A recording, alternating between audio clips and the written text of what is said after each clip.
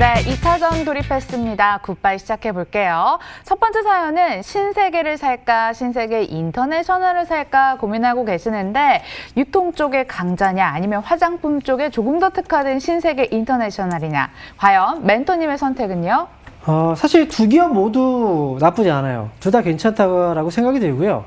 가격적인 메리트 같은 경우에도 신세계 인터내셔널도 지금 상당히 많이 빠져있는 상황이고, 그 다음에 신세계 같은 경우에도 사실상 뭐 지금 가격이면은 충분히 매수해서 그냥 가져가시면 돼요.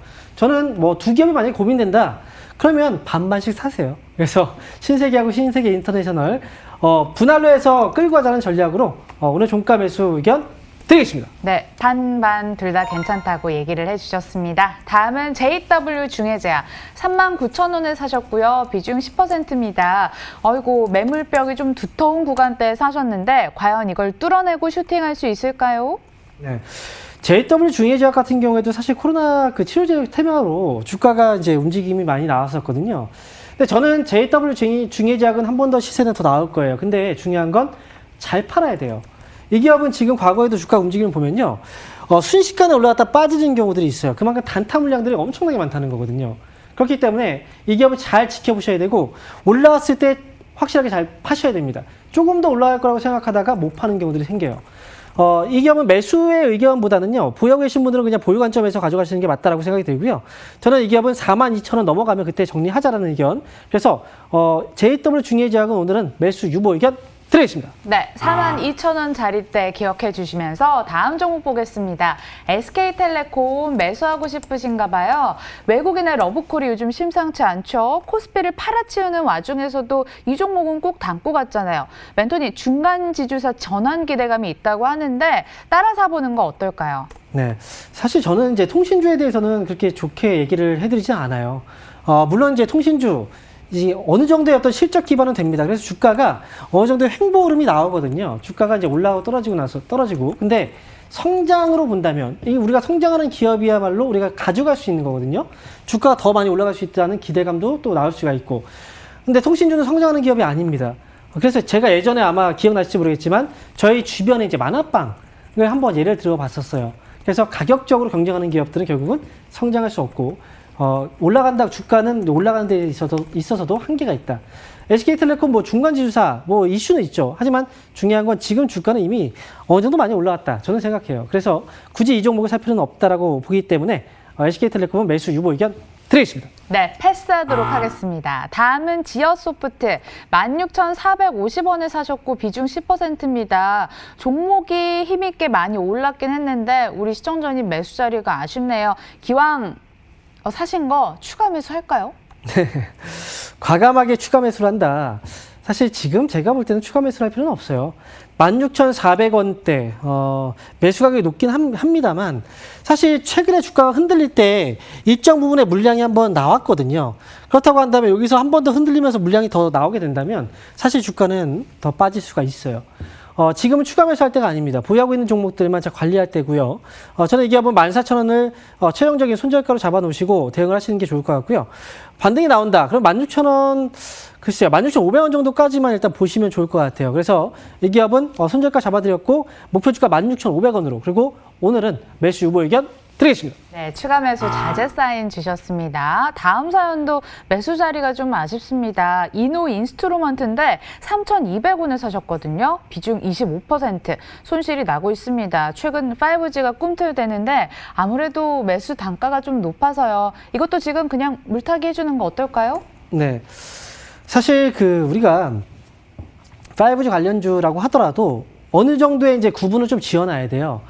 지난해 국내 같은 경우에도 이제 5G가 상용화 되면서 이제 수혜주들에 대해서의 언급들이 많이 나왔고 관련 종목들의 주가가 많이 올라갔습니다. 그렇다면 이노 인스트루먼트 과연 지난해 이제 시작이 됐기 때문에 실적에 이게 반영이 됐어야 되는 게 맞는 거예요. 근데 지금 이 기업은 지금 실적을 보세요. 2019년도에도 역시 적자였고요. 올해도 지금 적자를 기록하고 있어요. 순이익이 이제 플러스 전환됐긴 했지만 사실 이 정도의 전환은 사실 크진 않아요. 제가 볼 때 그래요. 광섬유 관련 사업을 하고 있는 업체들은 특히나 실적이 좋지 않았는데 앞으로는 분명히 좀 풀릴 여지는 있기 때문에, 그래서 저는 보유 관점으로 가져가시는 게 맞다고 생각이 들고요. 이 기업을 지금 매수의 관점으로 볼 것이냐, 아니면 지금 보유하고 그냥 끌고 갈 것이냐. 사실 매수 가격이 좀 높긴 해요. 지금 3,000원대에 매수를 하셨으면은 지금부터 해서 올라가도 상당히 좀 많은 상승이 나와야 되거든요. 지금 이 기업은 만약에 3,000원대에 물려 있다. 그러면 비중이 만약에 크지 않다면 추가 매수 조금 해서 단가 낮추는 것도 나쁘진 않습니다. 다만 목표 주가 같은 경우에는 이 기업은 지금 목표 주가는 25,000원 정도 잡아 놓으시고요. 25,000원 넘어갔을 때 다시 한번 연락 주셨으면 좋겠어요.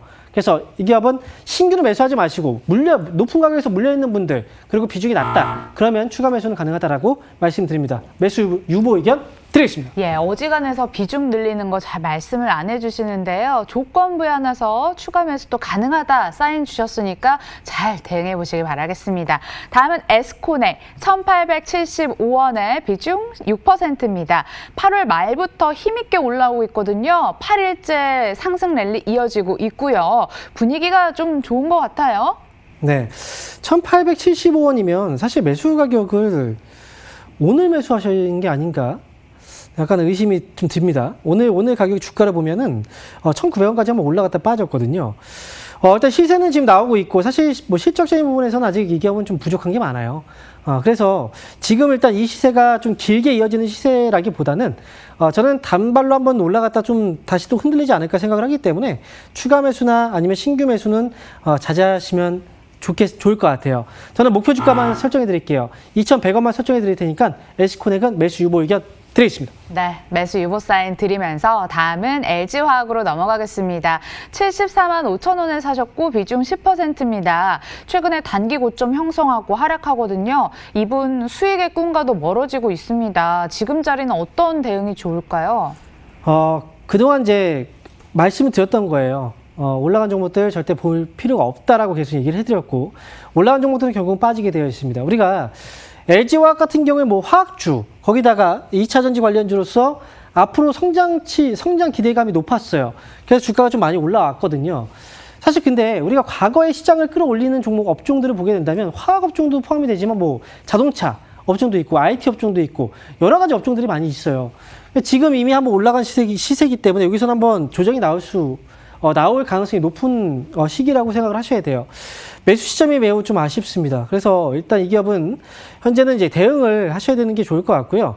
대응의 관점에서 우리가 전략을 짜 본다면 이 오늘 종가죠. 종가상으로 70만 원 아래로 떨어지게 된다면 조금 더 여유 있게 보시죠. 이 기업은 지금 조금 더 여유 있게 내려다 볼게요. 이 기업은요. 68만 7천 원을 손절가 잡아 놓으시고요. 68만 7천 원 아래로 떨어지지 않는다면 아마 매수가 정도까지 회복은 가능할 수 있어요. 저는 75만 원 목표 주가 드릴 테니까 만약에 여기서 반등 나온다고 하면 이제는 지금 손바뀜도 이뤄지고 있고 사실 여기서 물량들도 빠져나오고 있는 신호가 좀 나오고 있어요. 그래서 너무 높은 목표가보다는 올라오면 75만 원에서 정리하자라는 의견 드릴게요. 그래서 매수 유보 의견 드리겠습니다. 네, 잘 정리하시는 게 중요할 것 같습니다. 대응해보시고 다음은 한국전력입니다. 28,800원에 매수하셨네요. 비중 20%. 그린 뉴딜주 바람이 부니까 원전 관련주에 힘을 못 쓰고 있는 상황인데 이래도 추가 매수 괜찮겠습니까? 지금 매수 가격이 얼마 정도라고 하셨나요? 28,000원이요. 28,100원. 뭐 현재 500원인데 사실 매수에 대한 메리트가 추가 매수에 대한 메리트는 별로 없어요. 지금 만약에 비중이 낮다면 사실 뭐 매수를 더 하셔도 상관없어요. 저는 근데 이렇게 말씀드리고 싶어요. 한국전력의 경우에는 웬만하면 상담 요청을 안 했었으면 좋겠어요. 왜냐면 너무 많이 관심을 갖게 되면 시장에서 관심을 많이 주다 보면요. 개인들이 계속 몰릴 수밖에 없고요. 그리고 가격적인 메리트가 충분히 있거든요. 그래서 한국전력은 개인들의 물량들 때문에 아마 지금 못 가고 있는 걸 수도 있어요.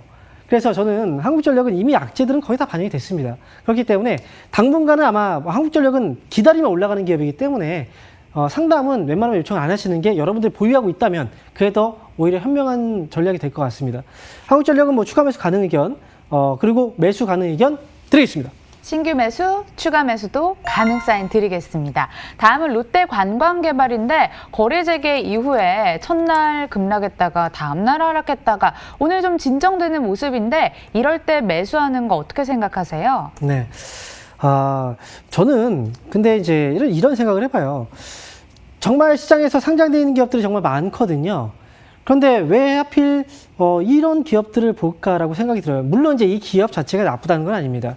하지만 주가의 흐름이 우리가 어느 정도의 좀 약간의 예측이 가능하거나 아니면 주가가 지금은 싸다라는 확실하게 어떤 결론을 내릴 수 있는 그런 종목들. 그리고 시세가 나올 때 조금 더 시세가 붙겠구나. 이런 것들이 이제 가능한 그런 시기라면 모르겠는데 지금 여기서 한번 눌렸잖아요. 빠지면서 거래가 터졌단 말이죠. 그죠? 여기서 잡아주고 있지만 여기서 올라갈 때 거래가 분명히 들어와야 되는데 거래가 없어요. 아직은. 그럼 지금은 사실 애매하다는 거예요.